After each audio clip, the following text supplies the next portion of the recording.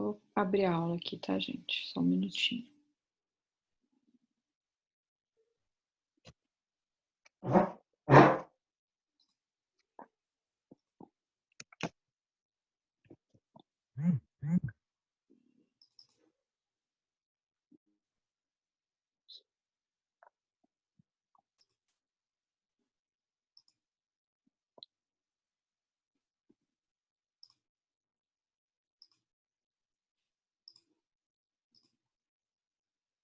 Pronto, vocês estão vendo?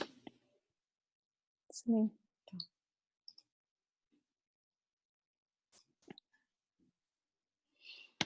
Bom, gente, então, o sistema límbico, né, como vocês podem ver aqui na figura, é toda essa parte, esse miolo aqui, porém, o que é muito importante, reparem aqui os bulbos olfatórios, né, se conectam. O olho, apesar de não estar mostrando aqui também, ele também tem uma conexão, assim como os ouvidos. O diencéfalo, essa parte do meio, ela é fundamental, mas ela não sobreviveria, nós não seríamos o que somos sem o novo córtex. Então, ela está totalmente conectada, integrada ao novo córtex. Então, todos os nossos estímulos, desde olhar na hora que a gente acorda para, sei lá, para uma parede, é um estímulo importante que faz a gente ser o que a gente é, tá bem? Então, é por isso que, por exemplo, remetendo à aula de ontem, quando a gente falou de clonagem, nunca um clonado será idêntico.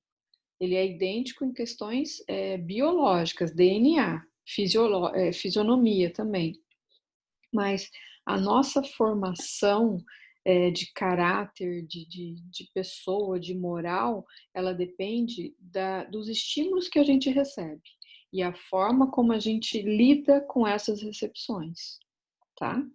Então é por isso que ninguém é igual a ninguém. E é por isso que é muito difícil a gente conviver com as pessoas. A gente sempre vai encontrar um defeito, a gente vai sempre ter um mimimi, né? Porque é muito complexo a gente conviver por essas situações todas, pelo fato da gente, o que nos iguala e que faz a gente continuar como uma espécie forte é a nossa união, é a nossa cooperação, porque foi dessa forma, foi se unindo e cooperando que a espécie humana conseguiu proliferar. Se ela quisesse viver na individualidade, a gente não teria tido sucesso, talvez a gente já teria até se extinto, tá? Então, mas ao mesmo tempo, no nosso indivíduo, a gente é muito diferente um do outro. Então, eu, enquanto professora, eu sou bacaninha, boazinha, digamos assim, calma, tolerante, porque é uma troca. Eu preciso de vocês e vocês precisam de mim, né? Então, isso tudo dentro do bom sentido. É uma troca e isso é uma cooperação, tá? Então, o sistema límbico, né, ele é composto de tálamo, epitálamo, hipotálamo, hipófise, amígdala, hipocampo, e tudo isso, né, consiste, a gente chama de cíngulo de Papez, tá? Cíngulo, parece um círculo, né? Circuito de Papez, tá? Porque realmente é um circuito bem conectado. Tanto que eu mostro aqui para vocês, ó. A gente tem, por exemplo, um neurônio nosso, ele é capaz de se conectar com até mais de 200 mil outros neurônios. Um só. Então, olha que loucura que é isso, né? E tudo isso para quê? Para trazer uma homeostase na nossa fisiologia, no nosso funcionamento. Então, é isso tudo que faz a gente ter capacidade, né? De, por exemplo, a gente entrou numa relação envolvido por uma emoção, a gente constrói naquela relação sentimentos, e esses sentimentos, eles vão nos dando uma consciência de projeção futura com aquele indivíduo que a gente escolheu para os sentimentos, tá? Então, isso é uma relação casal, né? E isso é uma relação também mãe ou pai e filho, relação família. Então, assim, a fêmea, independente dela ser animal ou dela ser animal humano, né, ela gasta muita energia na criação, na educação, na constituição do teu filho e da tua família. Então é por isso que isso ela não mede esforços para que prevaleça aquele clã, né, ou aquela criação. E é por isso que há uma grande frustração quando isso é interrompido por algum motivo, tá? Seja por um uso de drogas, por exemplo, dentro do núcleo familiar, ou seja pelo rompimento, sei lá, por coisas mais drásticas como uma morte.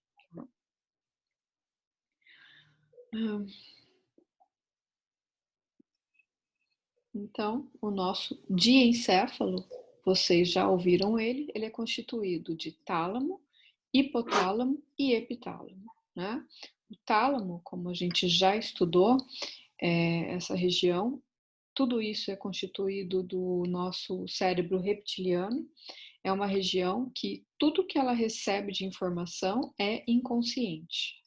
E ela vai transformar esses estímulos inconscientes. Quando o tálamo envia para a região correta do nosso córtex a informação. E aí o córtex devolve para o tálamo a resposta motora. E aí o tálamo envia, ajuda, né, a retransmitir isso através aqui da nossa ponte, do bulbo, essa região do tronco encefálico, que também manda essa informação para o cerebelo, tá? E aí, então, a gente vai ter como fala, o estímulo dado ao sistema nervoso autônomo, que essa região é responsável por devolver esse estímulo aqui, né? Então, a gente vai ter a resposta motora. Então, o sistema nervoso autônomo, eu tenho, por exemplo, o meu músculo se movimentando, né? As nossas vísceras também se movimentando, tá bem? Atuando, trabalhando, né? Então, por isso que está dizendo aqui que o tálamo é a estação de retransmissão sináptica para o córtex cerebral, tá? Então, graças ao tálamo, a gente consegue ter consciência. Então, é por isso que fala aqui em atenção. Então, quando vocês forem ver a aula gravada, eu até coloquei um exemplo, né, de uma situação que eu adoro viver, que é um defeito, eu sei, tá? Mas assim, eu adoro ficar ouvindo conversas alheias. E por quê? Porque eu tô sempre, na maioria das vezes, sozinha no restaurante. Eu trabalho em Ribeirão, vocês sabem, então eu tenho que comer fora de vez em quando. Vou para São Paulo também em reunião. Então, quando eu tô sozinha no restaurante, eu não vou ficar olhando pro celular. Eu fico bisbilhotando a vida alheia. E isso faz com que pode cair o mundo. Eu não tô nem aí. Eu tô centrada ouvindo a conversa dos vizinhos, entendeu? Isso é um absurdo, né? Mas só estou dando um exemplo. Como, por exemplo, às vezes vocês estão tão intertidos sei lá, num filme, que a casa pode cair, que vocês estão ali conectados com aquele filme, graças ao tálamo, tá? Que ele desconecta as outras partes para a gente conseguir ter um foco, um objetivo. E ainda sobre ele, né? Então, acabamos de falar dessa função aqui, sensibilidade, porque recebe os estímulos e ativa lá as partes corretas do córtex cerebral. Motricidade, que eu também falei, que ele desce com as informações e manda então para o sistema nervoso autônomo. E comportamento emocional, porque ele mexe com o sistema límbico. Quando eu falo de sistema límbico, eu falo de emoções. Bem, sono também. O hipotálamo, já estudamos ele a semana passada, né, numa aula super bacana, super gostosa. Então, o hipotálamo, junto com o tálamo, ele recebe todos os nossos estímulos externos e ele manda essa informação para a hipófise. E a hipófise transforma isso, então, em hormônios, tá? Então, o hipotálamo, ele ajuda na regulação hormonal do nosso corpo. Tá? Então, funciona aqui, ó, sistema endócrino. E também está relacionado a estímulos que nos preservam. A gente estudou no sistema endócrino a importância de tiroxina e vários outros hormônios, então, por isso que ele está relacionado ao nosso ato de comer. Então, hormônios que a gente estudou, GH, tiroxina, um vai manter o carboidrato, o outro vai queimar carboidrato, um vai preferir queimar gordura e proteína e manter o carboidrato guardado, né? Uma outra situação, preservação da espécie, quando a gente estudou os hormônios luteinizante, folículo estimulante, assim por diante, tá bem? Então, ele está totalmente ligado à hipófise, sistema endócrino e então produção de hormônios para a gente poder funcionar, tá? Vocês já viram, sem um hormônio a gente é complicado, a gente é desregulado. Então, recebe o tempo inteiro informações do nosso corpo, então ele ajuda, né, a regular a nossa homeostase, a quantidade de água, lembra do ADH, né? A quantidade de água no nosso corpo, então ele regula funções renais, regula, olha lá, diurese, temperatura corporal, comportamento emocional, sexual e ciclo de sono-vigília. Também ajuda, né, a completar, através do sistema nervoso autônomo, mandando informações para fazer com que a gente funcione. Tá? Então, ele é fundamental para a parte fisiológica do nosso corpo, ok? Qualquer dúvida, vocês parem e perguntam, tá? Então, ele se conecta, obviamente, né, com o sistema límbico, tálamo, hipotálamo, epitálamo, está totalmente conectado ao sistema límbico, tá? Uma das atividades também muito interessante é que, como ele controla a temperatura corporal, o que ele repara? Ele pega a informação de quanto a gente está de temperatura nas periferias e quanto está a nossa temperatura na região central. E ele faz uma média disso. Quando a pessoa está com alguma infecção, ele verifica isso e aí então ele responde com uma média de febre. A média da temperatura da pessoa vai ser uma febre, porque está acima dos 37 graus e meio, tá? Bom, o que mais? Se houver lesões, tá? Então, olha que interessante. Uma lesão atrás do hipotálamo, a pessoa pode vir a ter uma doença chamada encefalite letárgica. Essa doença foi descoberta em 1920, numa pandemia. E aí as pessoas dormiam, elas estavam respirando, elas percebiam as pessoas ao redor, mas elas não conseguiam responder. Então, elas dormiam, como se fosse inclusive um coma. E aí, então, ficaram intrigados, começaram a estudar, mas só em 2004, olha, recentemente, conseguiram fechar um diagnóstico. E aí perceberam que era uma lesão no hipotálamo e causava, então, esse sono profundo. E aí, então, a partir daí, ainda não se tem um diagnóstico fechado, mas eles ainda estudam, porque a partir dessa doença, eles estão entendendo um pouco melhor a parte de autismo e outras doenças do sistema nervoso. Tem alguém entrando.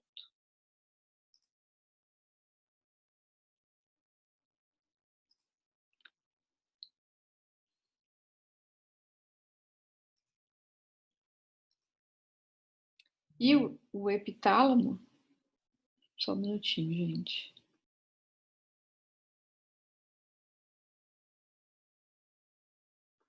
Não é nada. A Rosina, achei que ela queria falar alguma coisa com vocês. Bom, e o epitálamo, né? Também tá ali junto, integrado aqui, ó, tálamo e hipotálamo. Então, ao epitálamo pertence essa glândula aqui, que é a glândula pineal.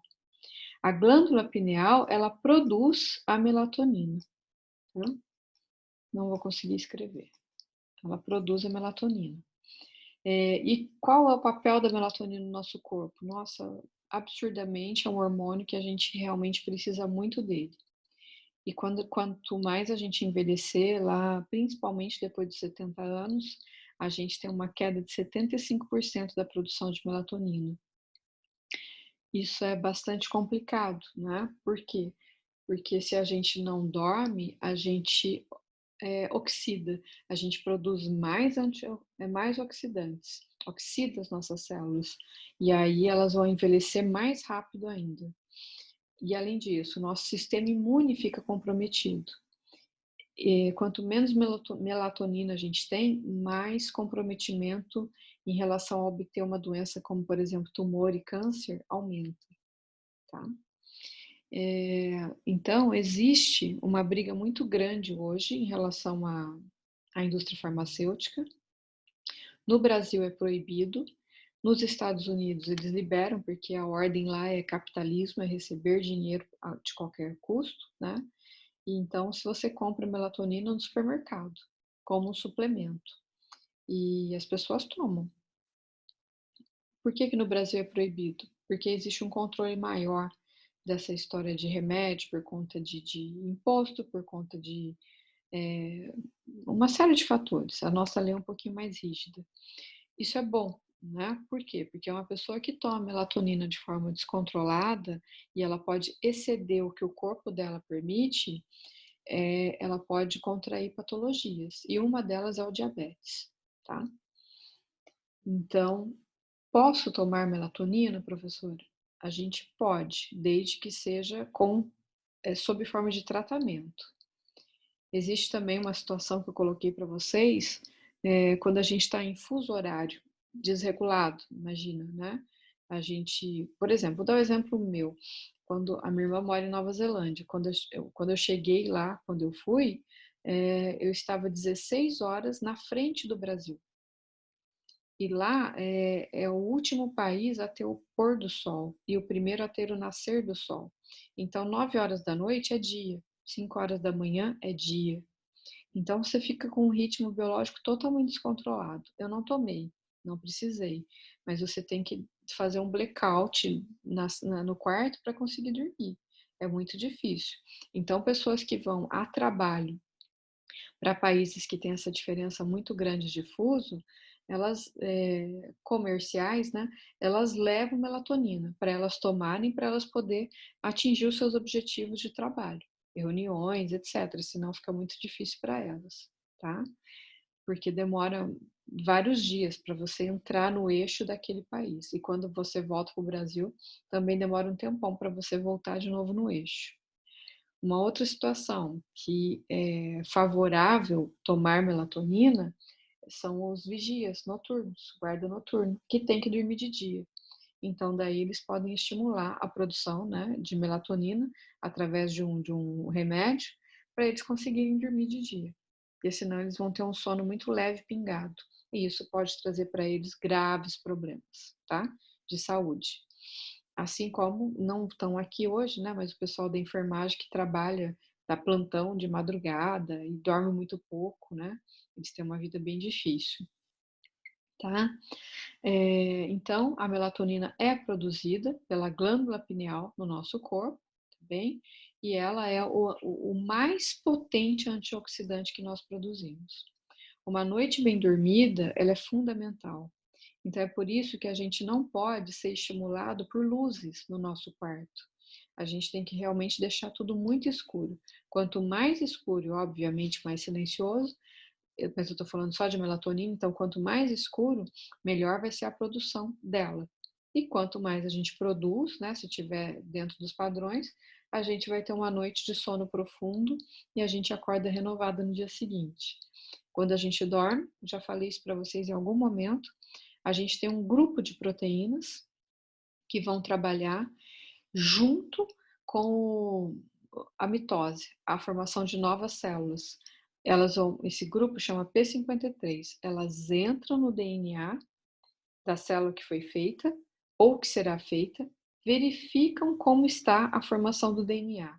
Está ok? Beleza. Continua o processo. Só que, na verdade, ela vai trabalhar na intérfase, antes da célula entrar em divisão, tá? É onde a gente vai ter lá a síntese de RNA e a formação do novo DNA, duplicação do DNA.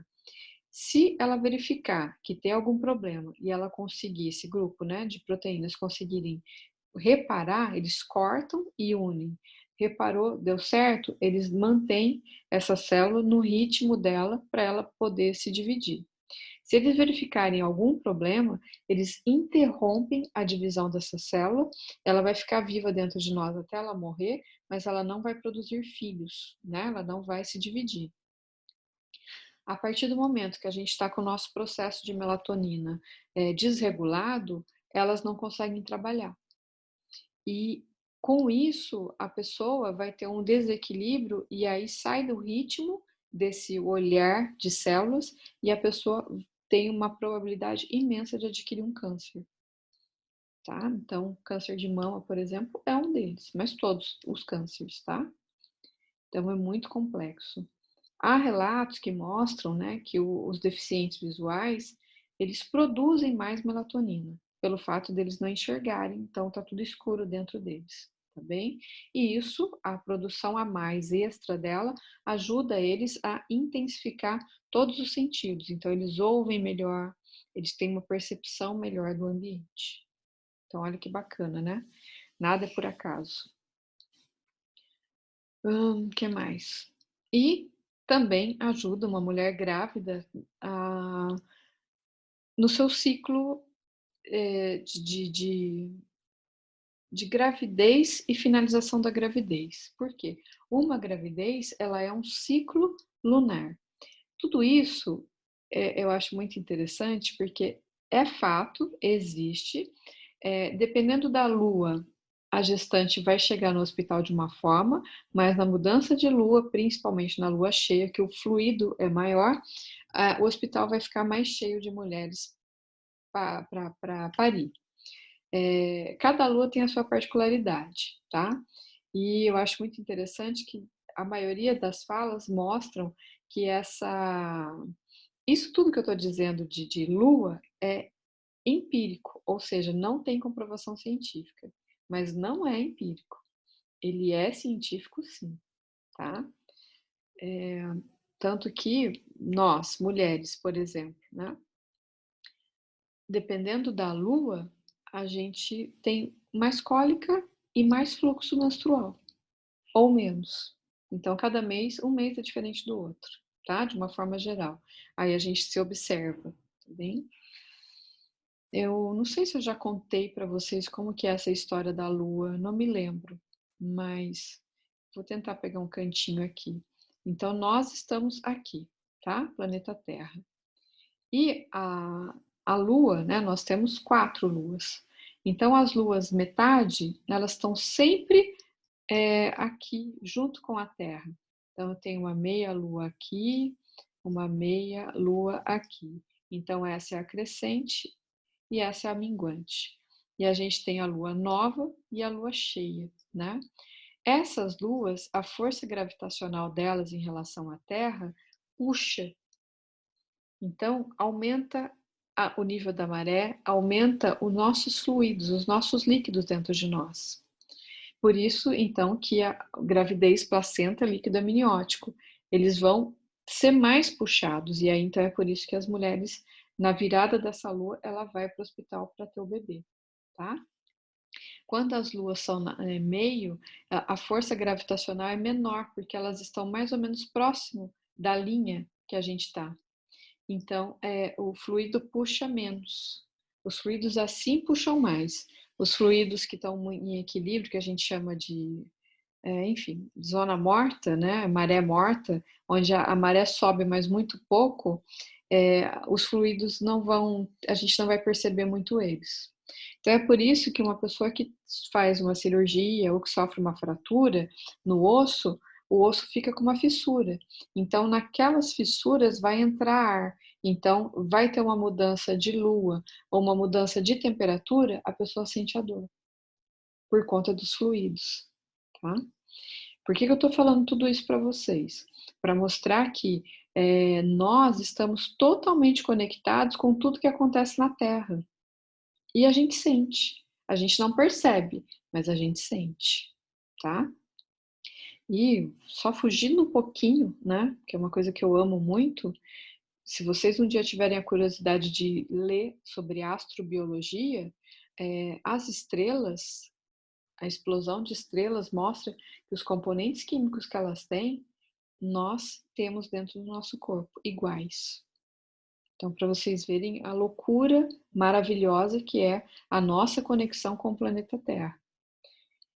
Alguns estudiosos estudavam a glândula pineal para tentar entender qual é a relação dela com as religiões, essa coisa misteriosa, com os mistérios, tá? Que envolvem aí esse desconhecido, esse abstrato, esse subjetivo, que a gente tanto respeita, admira, etc. Tá? Por quê? Por conta dessa conexão circadiana, dessa conexão biológica do planeta Terra envolvido totalmente com a gente, essa percepção que a gente tem, tá? Bom, o que mais? Peraí, tem uma pergunta aqui. Tonto. Ai, Gabriel, Bocó mesmo, viu? Ô, Lê Laura, aí, gente. eu li Diga. uma criança, então, que dorme com aquelas luzinhas noturnas, alguma coisa desse tipo, para deixar o quarto mais claro. Ela pode vir a ter algum problema depois, ou na produção de melatonina, ou até na glândula pineal? Eu posso tocar nesse assunto. Até os 4 meses, a criança não produz melatonina. Produz muito pouco. A miséria. Aí explica, né, mães? Por que essa criança chora tanto? Depois dos 4 meses é que ela vai começar a produzir melatonina de verdade. Que nem, e aí vai para a vida adulta. Há um descontrole entre 1 e 3 anos, por isso que daí eles dormem demais e tal. Então, o que a gente vai falar para uma mãe, né? A gente entende a situação que ela deixa uma luzinha, um afogamento, tanta coisa, não vamos julgar. Mas não seria bacana, tá? Não seria bacana. Se a gente for pensar no meio ambiente, na floresta tem luz? Só da lua quando a gente vai, né? E das estrelas.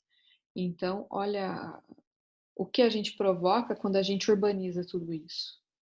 Então, realmente, eles falam até de uma luz azul, que é essa luz da nossa sala de aula, tá? E que ela é daquele jeito, que é para iluminar bem mesmo, que é para vocês não dormirem. Nós não dormimos, só que eu tô ativa, eu tô dando aula, né? Então, ela realmente ela trabalha com a redução da melatonina e na hora que vocês saem de lá, que vão para casa, eu sempre falo isso, vocês entram na van, vão para casa, começou a escurecer, aí o bicho pega. Vocês vão começar a ter produção de melatonina aumentada para poder realmente cair no sono, tá? Então, biologicamente falando, faz mal, mas não vamos julgá-las, né? Bom, o que mais? Ah, e aí então aqui só para a gente finalizar, né? Ela controla a maturidade sexual. Então, aqui em cima eu falei para vocês da mitose, né? E também, seguindo o mesmo processo, como ela controla a divisão celular, seguindo o mesmo processo, ela controla a meiose também, tá bem? Então, ela vai controlar a hipófise? Sim, controla. Então, ela vai controlar a formação de folículo estimulante, luteinizante, que são os hormônios sexuais. Bom, tudo isso, né, também mostra um equilíbrio psicoemocional. Então, por que eu coloquei aqui a palavra perdão, né? Quando a gente consegue ter um melhor, quando a gente é uma pessoa mais descansada, mais calma, numa situação de briga, por exemplo, de discussão, quando a pessoa é muito estressada, ela produz muito cortisol, ela é desequilibrada, ela não sabe falar, ela só sabe gritar, né? Quem grita, tem agressividade nas suas falas, é uma pessoa que não tem crédito. Porque se eu estou gritando, se eu estou sendo agressiva, é porque eu estou querendo impor a minha verdade. Não existe verdade, né?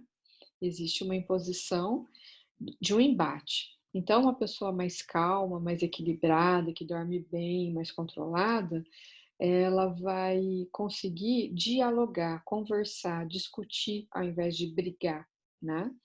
E ela também consegue praticar o perdão, essa palavra que a gente sempre ouve, que a gente precisa ter, mas a gente não consegue, tá bem? Então, até coloquei um exemplo para vocês. Alguma situação que marcou vocês negativamente, alguém machucou muito vocês em alguma situação de uma fase da vida, pode ser até na infância, e vocês nunca mais esqueceram. Então, vocês podem perdoar a pessoa porque vocês entenderam o que ela fez, mas vocês jamais vão esquecer aquela dor, tá? São coisas distintas.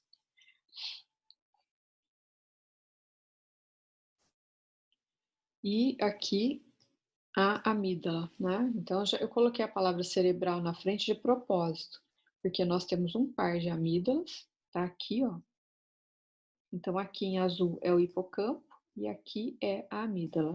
A hipófise, ela tá aqui mais para baixo, tá, gente? Ó, tá aqui embaixo, aqui.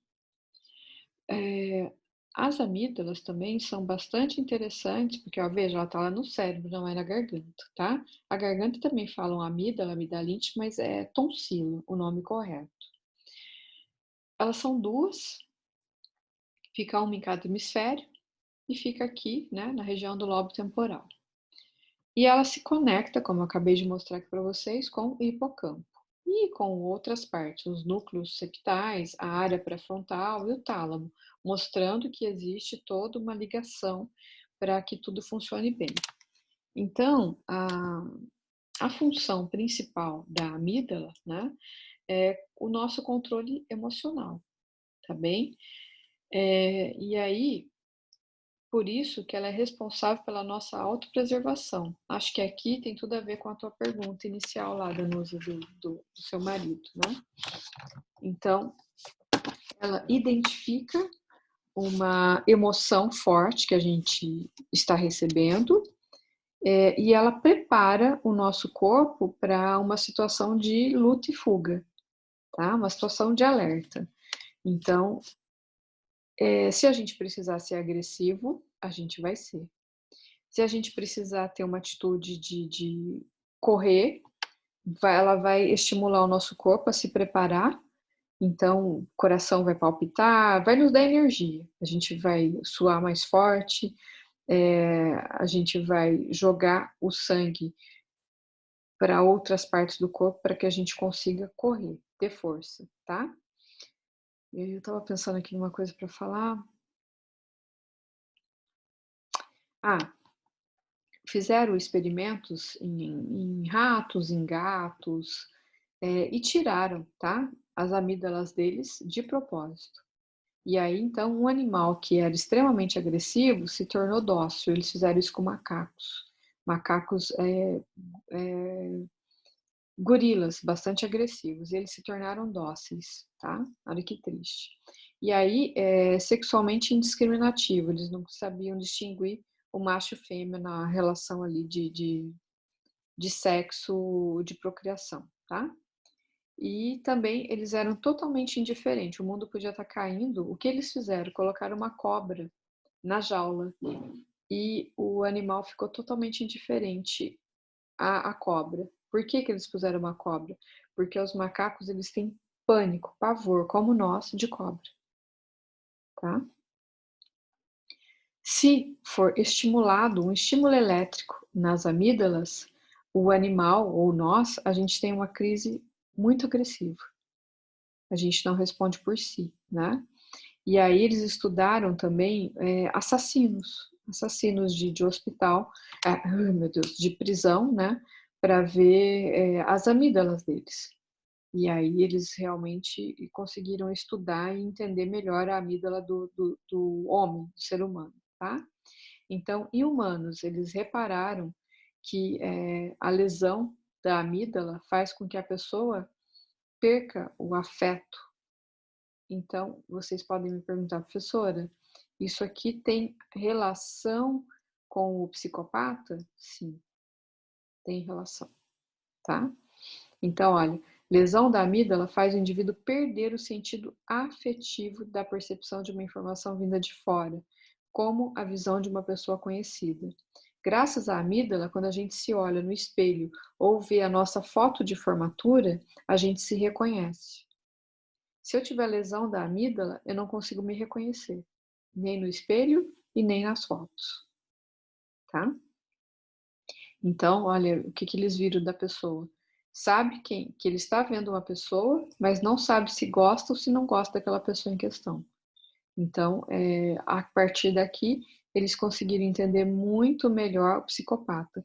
O psicopata, de uma forma muito superficial, porque eu não entendo muito do assunto, ele não tem emoção.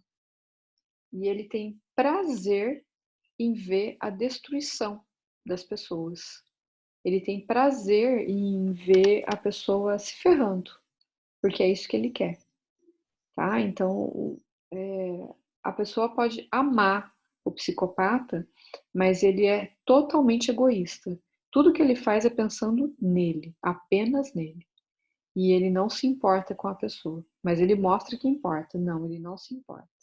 Ele quer que ela se morra, que ela se ferre mesmo, tá?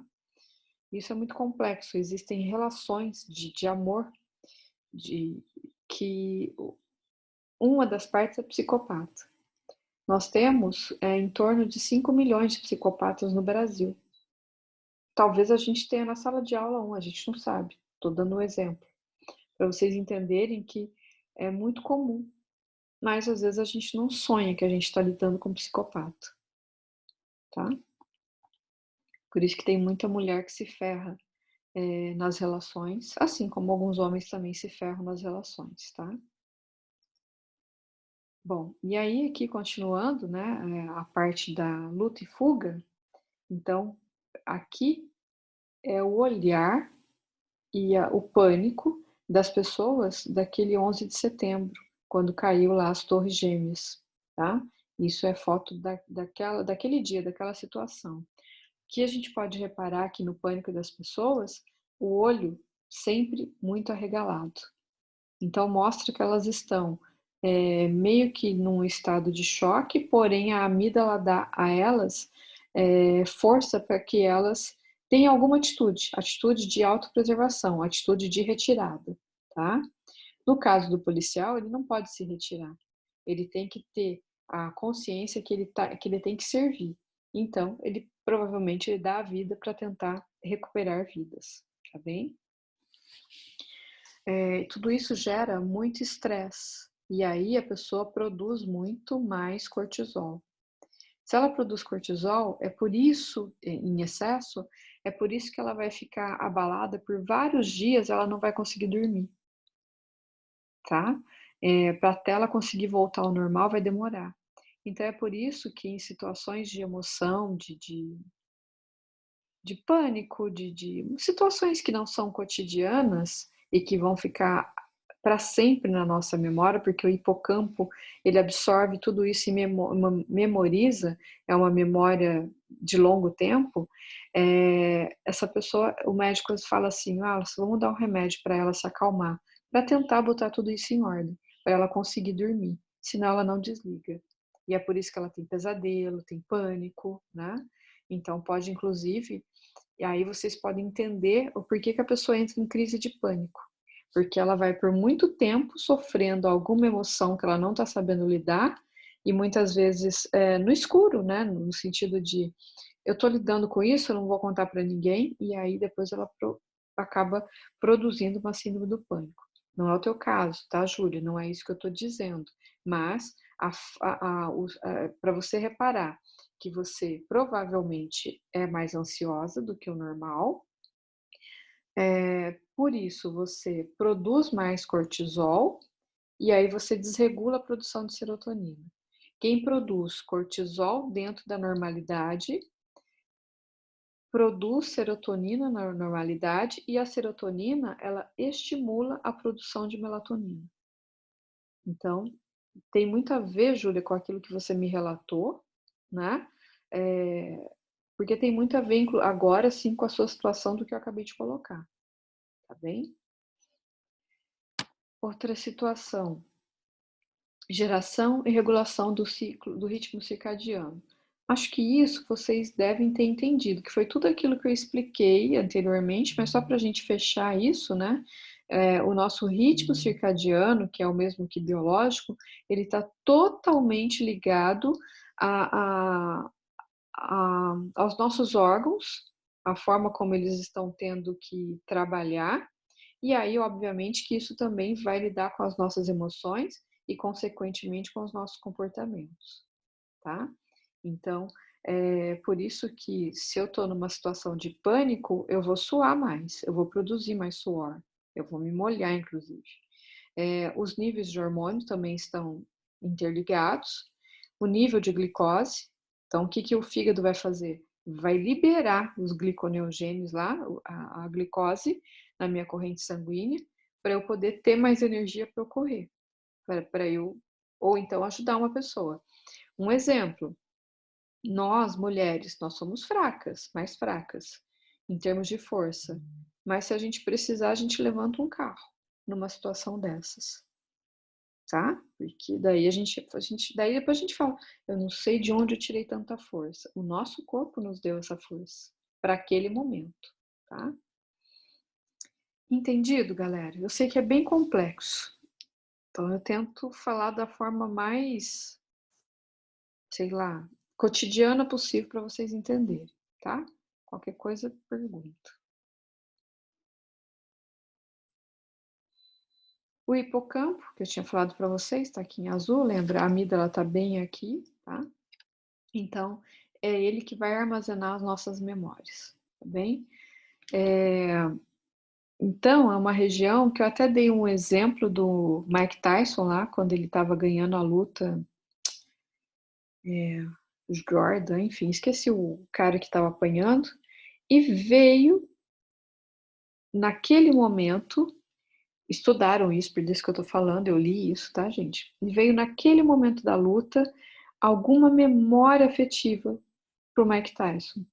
E na hora que veio essa memória afetiva, ele catou a orelha do cara e mordeu.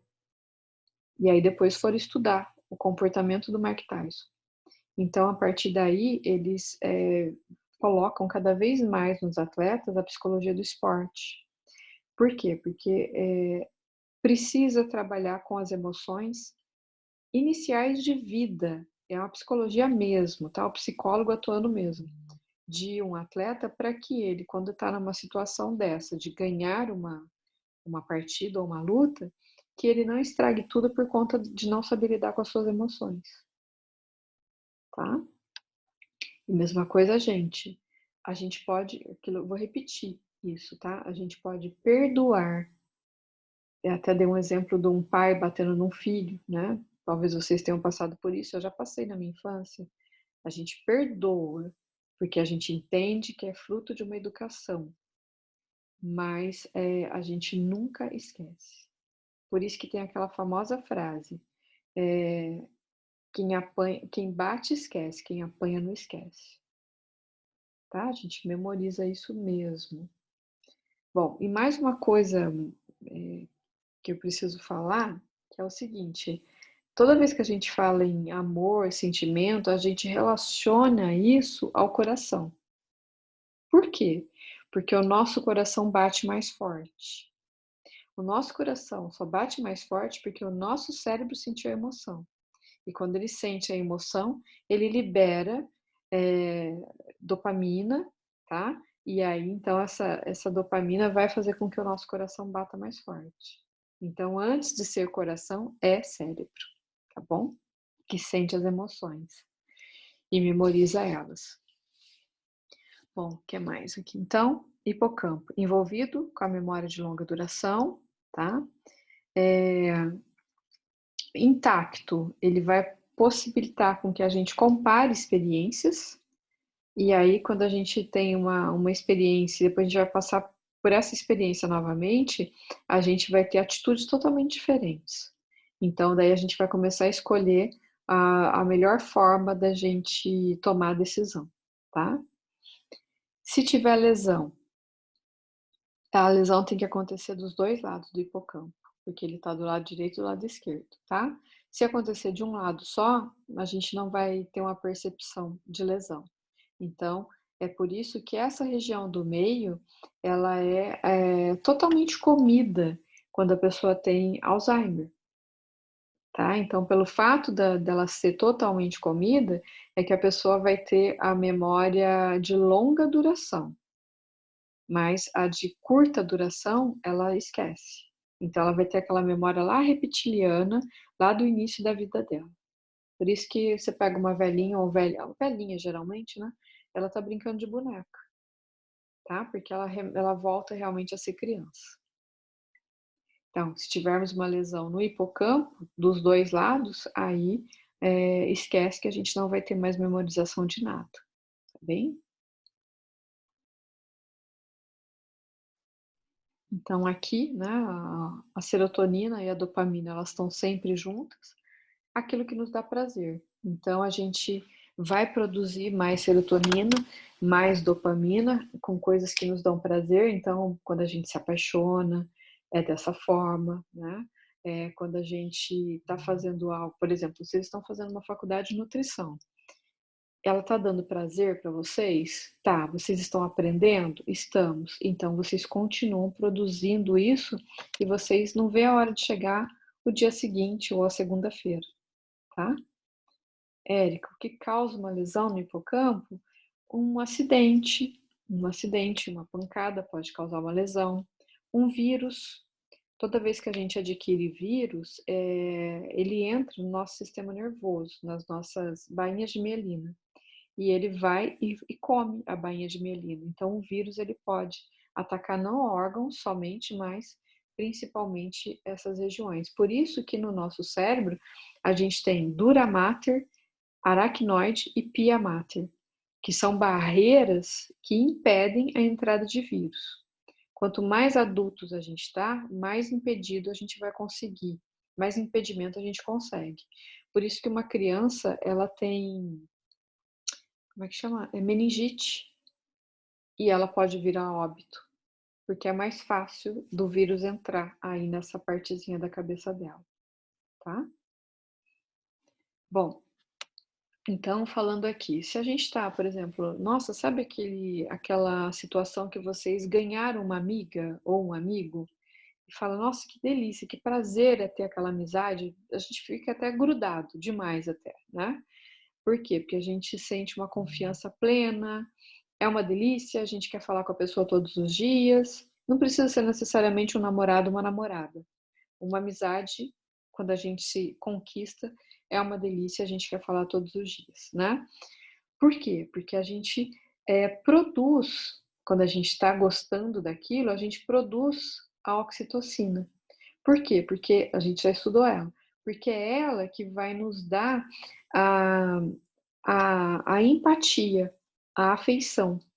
Tá? Então, se eu estou gostando, amando aquele indivíduo, aquela indivídua, eu vou produzir oxitocina. Por isso que a oxitocina. Deixa eu só ver quem tá aqui, gente, que tá, nada de importante. A oxitocina, quando a mãe está próxima de parir, ela vai ter a produção de oxitocina para ajudar nas contrações, que depois vai ajudar lá na glândula mamária. Estudamos isso a semana passada, tá? Quando o bebê passa pela vagina no parto normal, ele recebe uma avalanche de oxitocina materna. E isso faz com que ele consiga ter uma melhor relação de empatia com a sua mãe. Numa cesárea, isso não vai acontecer, tá? Bom, então a oxitocina é liberada, né, dando prazer. Então, tá trabalhando aqui com o tálamo, sistema límbico, hipotálamo, hipocampo, a amígdala. Aí vai ativar a produção de dopamina, que é o neurotransmissor. Essa dopamina é estimulada, desencadeada aqui, para quê? Para que ela faça a conexão, a sinapse entre as células. E essa sinapse vai permitir memorização, que vai jogar essa memorização aqui no hipocampo, tá? Para finalizar, quando isso tudo é feito, o indivíduo libera também a serotonina. E a serotonina, então, ela vai dar aquela sensação de prazer. E quando a gente tem prazer, a gente quer mais. Então é por isso que a gente quer ligar para a amiga todos os dias, a gente quer passar mensagem para a amiga todos os dias, ou se estiver apaixonado, nossa, é uma loucura. E quando vê a foto, quando vê a pessoa, tudo isso aqui é liberado de novo. Até que chega um momento que o cérebro acostuma. E aí, então, parece que a gente fala assim, chegou a hora daquela pessoa sair da nossa vida, em algumas situações. Mas quando a gente tira a pessoa da nossa vida, não é quando ela perde mais, quando a gente não produz mais serotonina e dopamina. Quando a gente começa a ver naquele indivíduo algumas atitudes hostis que vão nos machucar. E aí a gente não tem mais nada para trocar de bom. E se a gente não tem o que trocar de bom, a gente começa a se afastar. Tá? Deixa eu ver aqui quem tá me chamando.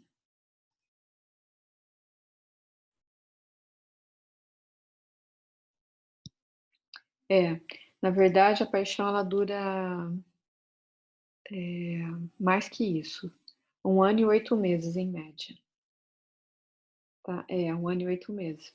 E é por isso que o bom aconselhador fala, Érica. Isso é perigoso. Muito. Porque o bom conselheiro, ele fala assim, jamais se case na paixão. Porque na paixão a gente não conhece a pessoa. A chance de dar errado é muito grande. É imensa.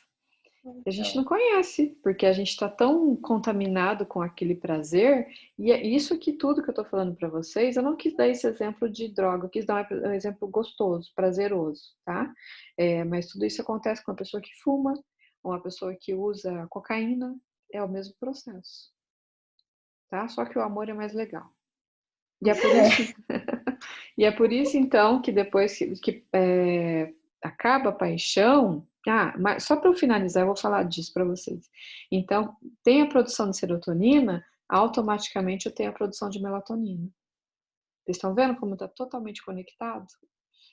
Nossa, aí dorme que nem um anjo. Daí dorme que nem um anjo. Mais uma coisa que se dorme que nem um anjo. Preciso falar não, né? Não, melhor não.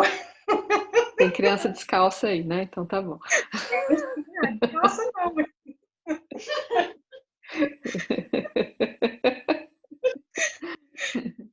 Então tá, os solteiros espero que tenham me entendido. Gabriel, você me entendeu? Não, porque eu sou crente. Ai!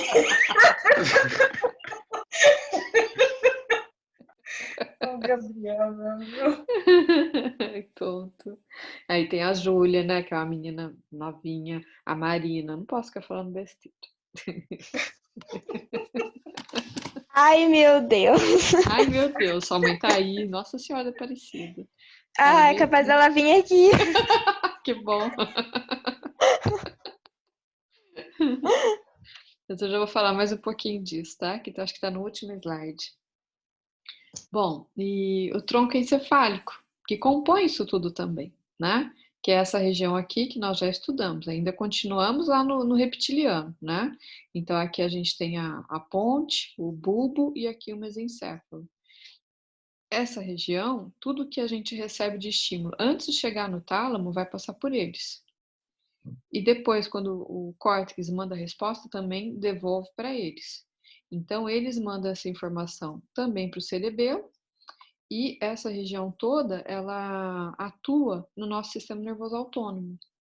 Então, é por isso que bulbo e ponte, em conjunto, eles vão cuidar automaticamente da nossa pressão arterial, nossa temperatura, nosso batimento cardíaco, tá? Nossa salivação, a gente saliva o tempo todo. A gente saliva 2 litros por dia, gente. Já pensou? Nossa tosse, nosso espirro, o ato de engolir, tá? Então, a ponte, além de ajudar o bulbo nisso tudo, ela serve para ligar o córtex cerebral com a medula e com o cerebelo, que está em algum lugar aqui, e com o cerebelo, tá? Além disso, né, nossa cabeça tem 2 pares de nervos, um deles é o olfativo e o outro é o óptico. E os outros 10, eles estão ligados aqui no tronco encefálico, tá? a gente já estudou. Estou aqui pensando, mas a gente já estudou os nervos. Nervo vago, a gente já estudou, não foi? Tá, beleza. Trigêmeo, facial, né? Eu não lembro de nada, mas eu lembro que estudei. Mardita. Eu também não lembro de nada mais. Ai, que Nada, horror, gente. que horror. Tanto terror que fizeram com a gente, eu acho que a maioria apagou do que teve antes de entrar nessa quarentena. Tudo. É? Foi de tanto terror. A Danusa, então, nem se fala, porque a Danusa entrou em pânico, né? Eu ainda tive um pouco de controle. A Danusa, coitada.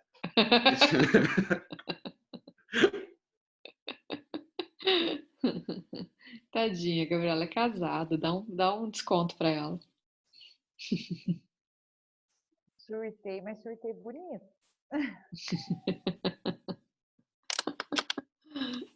Então vamos lá. Continuando a história de amor, né? Tudo aquilo que a gente sente de emoção é automático e inconsciente. Então, quando a gente está naquela coisa de paixão, a gente não fala assim, eu não sei o que está acontecendo, mas eu tô diferente, né? Eu já não sei o que é essa hora. E por que depois tudo isso a gente fala assim, nossa, agora não é mais paixão, mas, por exemplo, né? Tô casado, constituí família, onde eu vou parar? Ah, mudou tudo. Agora os valores são outros. A gente se engana, viu? Agora os valores são outros. Ah, mudou tudo, é tudo diferente. E perde a vontade, né? Júlia, eu falo pra você, não casa, eu falo pra vocês, eu dou conselho, mas vocês não escutam. Eu sou uma boa conselheira. E, além de eu aconselhar, eu provo cientificamente o negócio.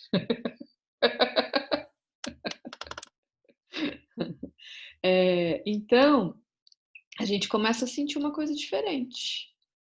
Então, olha, ela é inconsciente, ela é automática, tá?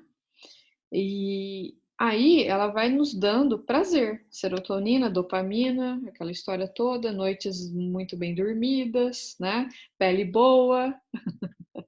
E isso vai fazendo com que a gente vai adquirindo um vício, a gente vai ficando viciado naquilo. E é por isso que nada mais faz sentido. E tudo é lindo, tudo é florido, tudo é lindo. Tá caindo a chuva de canivete. Não tô enxergando, tá tudo maravilhoso, né? A pessoa tá contaminada, contagiada, é uma loucura. E aí, se porventura, todos já passaram por esse momento de paixão, né? E aí, quando tem a primeira briga, que rola uma separação, não é a coisa mais maluca que pode existir na vida da gente? Não é uma coisa que você fala, eu vou morrer, eu não consigo viver sem aquele indivíduo. A gente está totalmente viciado, né? Você tá rindo porque você já viveu isso, né, Júlia? Ai, graças a Deus, que bom. E aí, depois, com o tempo, isso vai acontecendo, você vai ficando calejado e fala, ai, ó, pode parar de frescura, porque eu sei que você vai voltar. Não é assim? E se não voltar também, depois de um tempo, fala, dá um tempo, né? Porque daí a gente já teve tempo suficiente para conhecer as atitudes, o comportamento daquele ser que a gente escolheu, né? Seja a mulher, seja o homem aí, e a gente já sabe o que vai acontecer. E aí vai perdendo a graça, né? Então é mais ou menos por aí. E mais uma coisa, assim, depois eu falo. Bom, todas essas emoções, elas vão dando pra gente sentimentos. Os sentimentos são conscientes e eles são memorizados lá no hipocampo. Tá bem? O que eu ia falar, Gabriela, é o seguinte, que é que toda vez que é sempre com o mesmo, chega uma hora que você fala, não quero mais, porque não tem mais prazer nisso. Fica previsível, odeio. Aí eu pulo pro próximo. Next! Então, você pode, né, filho? Você pode, né? Lógico, sou bonita. É isso aí. Então, mais uma coisa, já que talvez seja a nossa última aula, mais uma coisa muito louca, que quando eu dava aula na psicologia, eu tinha que dar essa aula de psicobiologia, é que não existe monogamia entre humanos. Quem implantou isso foi um contrato para a gente saber viver socialmente, em comunidade, de forma ética, tá? Mas, por mais que se fale, tira o marido, tira o filho da sala, que eu tenho que falar. Então, por mais que... É por isso que a gente tem tanta dúvida, principalmente quando a gente está apaixonado. Depois chega uma época da vida e você fala, quer fazer, faz, dane-se, entendeu? Desde que não me incomode, né? Então, você vai entendendo. Então, fulano pulou cerca. A fulana também pula cerca, tá? Então, não é mais masculino porque eles têm a testosterona. Mas a fulana também, porque para o macho pular cerca tem uma fêmea, vocês concordam? Sim. Então, existe. Isso é promíscuo. Beleza. Isso foi implantado na nossa cabeça para a gente realmente ter uma relação de respeito, tá? Mas, biologicamente, não existe a monogamia. Por que o Brasil, que é um país pobre, subdesenvolvido, porque a lei no Brasil é casamento único, né? Casamento é monogâmico. Um casamento permitido, por exemplo, na igreja. E depois, quanto à papelada, aí isso pode até casar outra vez, mas acho que vocês estão entendendo a burocracia do negócio. E por que a poligamia é permitida, por exemplo, na Arábia Saudita, que é um país milionário? Porque o casamento nada mais é que um contrato. Não precisa existir amor para ter casamento. Os casamentos foram feitos porque no passado, falando de mulher-homem, né, que lá no passado era só assim que se fazia, hoje, graças a Deus, a gente evoluiu e pode existir um casamento homossexual, uau, que bom, legalizado e amparado pela lei, né? Porque nisso há amor. E no passado a mulher não podia estudar, a mulher não podia trabalhar. Então, qual era a empregabilidade da mulher? Casar. Né? Era uma outra história que, graças a Deus, a gente não vive, certo? Então, se o homem do Brasil tivesse condições de sustentar 10 mulheres, a gente poderia fazer aqui a permissão da poligamia, tá? É por isso, porque se permitisse isso no Brasil com a pobreza, as mulheres não iam querer casar com os homens menos abastados. Então, a chance de violência seria muito maior, estupro seria muito maior. E a gente tem uma agressividade, mas é outra história, né? Então, nos outros países, quando é permitida a poligamia, é porque eles têm condições de tratar de todas, de dar condições para todas. Tá certo? Então, mas não é errado? Por que lá não é errado e aqui é? Então, são todas as leis implantadas pelo homem. Tá bem? Não estou dizendo que essas leis estão erradas. Eu estou dizendo que essas leis, elas são necessárias para a gente saber viver em sociedade. Para a gente saber colocar limites à nossa moral, aos nossos comportamentos. Tá? Mas biologicamente é bastante complicado. E por que depois de uma certa idade todos se acalmam? Porque os hormônios também vão se acalmar. E aí perde-se essa loucura intempestiva de ir lá e cometer um ato de pular cerca. Tá? Depois isso vai começando a deixar de ter sentido. E aí todo mundo vai se acalmando. Tá bem? Bom, então, onde eu parei, né? Então, se eu tenho emoção, vou dar um exemplo ainda de relação de amor, para a gente acabar a nossa aula de uma forma bem gostosa. Então, começa lá um papelzinho, um bilhetinho, uma flor, um romance, uma poesia, uma dedicatória, uma coisa bem gostosa. Tudo isso vai envolvendo a gente a ponto da gente formar sentimentos. O sentimento ele é memorizado, tá? E isso vai se acumulando dentro de nós de tal forma que a gente chega um momento, vamos casar, por exemplo. Chega um momento que a gente esse sentimento é que vai permitir que eu comece a fazer planos futuros com esse indivíduo. E eu começo a projetar a minha vida.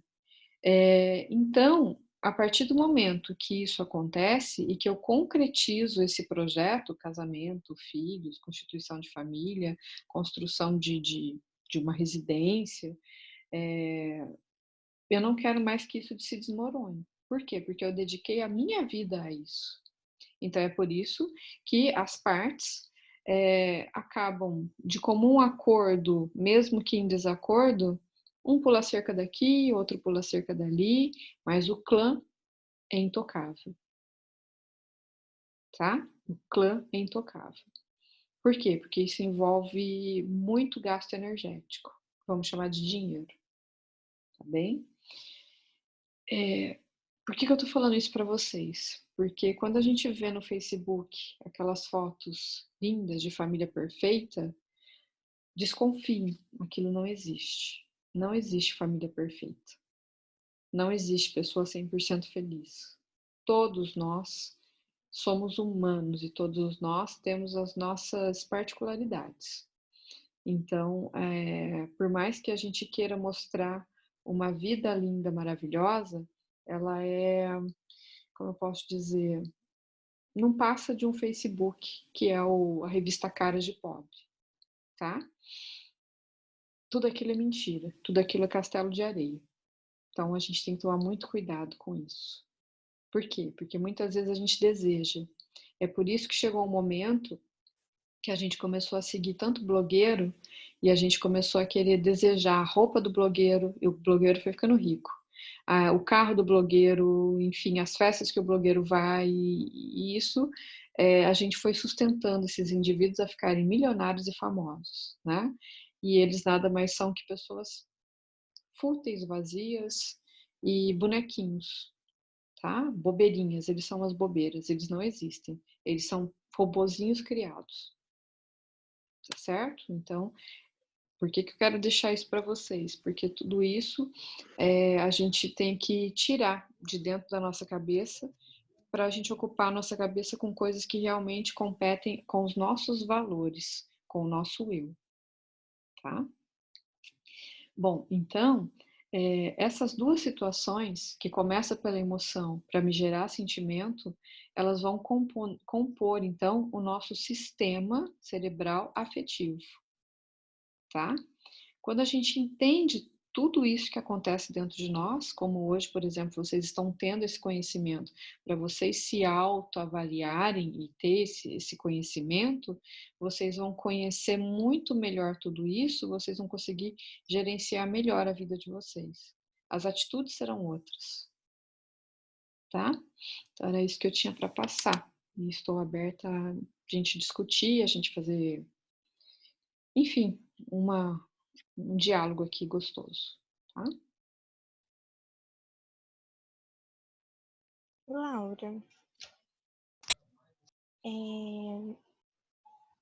eu tenho um relacionamento de 5 anos. Então, às vezes, assim... Eu vou parar de gravar, tá? Pra gente ficar mais à vontade. Pode falar. Às vezes, assim, eu sinto que